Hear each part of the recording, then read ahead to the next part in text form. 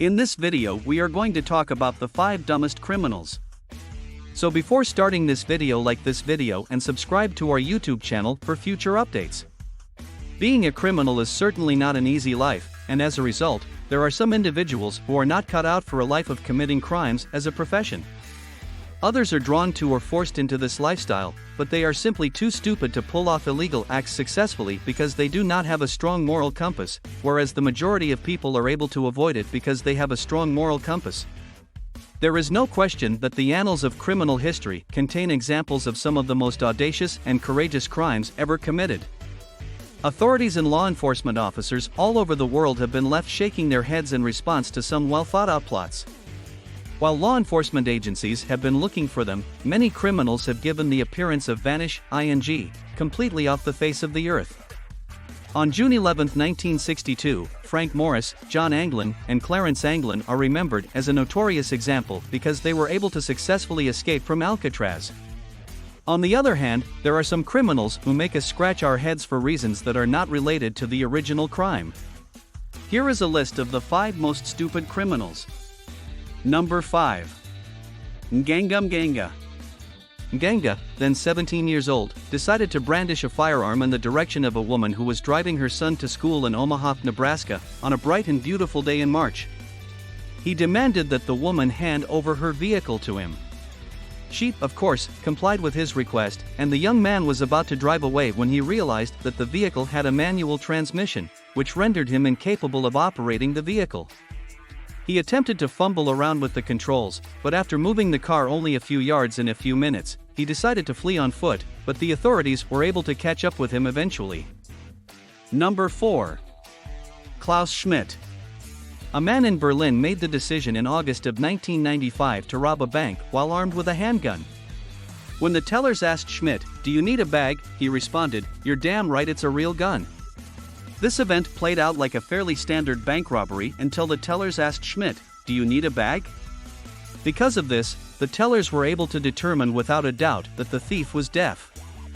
After coming to this new understanding, they activated the alarm, which alerted the authorities, all the while keeping Schmidt in the dark about what had happened. Later on, Schmidt filed a lawsuit against the bank, claiming that the institution had taken advantage of his disability. Number 3. Darren Kimpton. When it comes to successfully carrying out a burglary, selecting the appropriate target is one of the most important factors. The best target is probably an empty house, while the worst possible target would be a home filled with law enforcement officers. The best target is probably an empty house. The second option, however, was the one that Darren Kimpton ultimately decided to go with. Kimpton's attempt to burglarize the house that he had chosen as his target had already occurred earlier in the evening, and as a result, law enforcement officers were already present when he made his attempt. In a separate incident earlier in the day, Kimpton attempted to rob a different house, but he cut himself and ran away.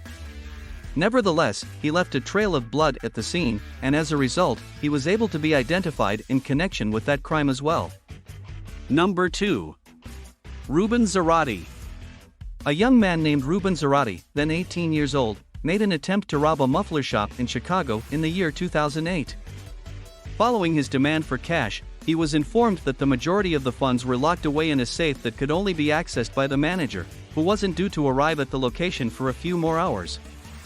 Zarate purposely caused himself some trouble by leaving his cell phone number at the store with the instruction that he be contacted once the manager was present.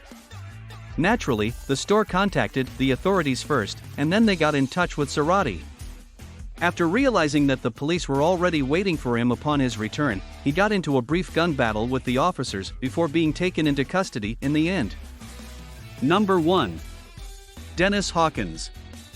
Dennis Hawkins, a man in his 40s who attempted to rob a bank in Pittsburgh, has got to be the most stupid criminal that has ever been caught.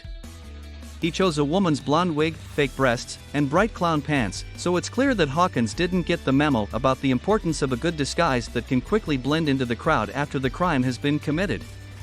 Even worse than that, he didn't even bother to shave his facial hair before he tried to pass himself off as a woman. His attempt to pass as a woman was a complete and utter failure. As if the man wasn't already noticeable enough, he drew even more attention to himself when he tried to steal a car from a nearby gas station. The attendant at the gas station called the police, and they quickly apprehended Hawkins.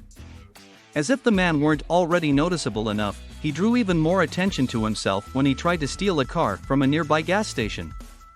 What do you think about this video? Do let us know down in the comments section below. If you enjoyed this video and want to hear from us again, be sure to hit that subscribe button before you go.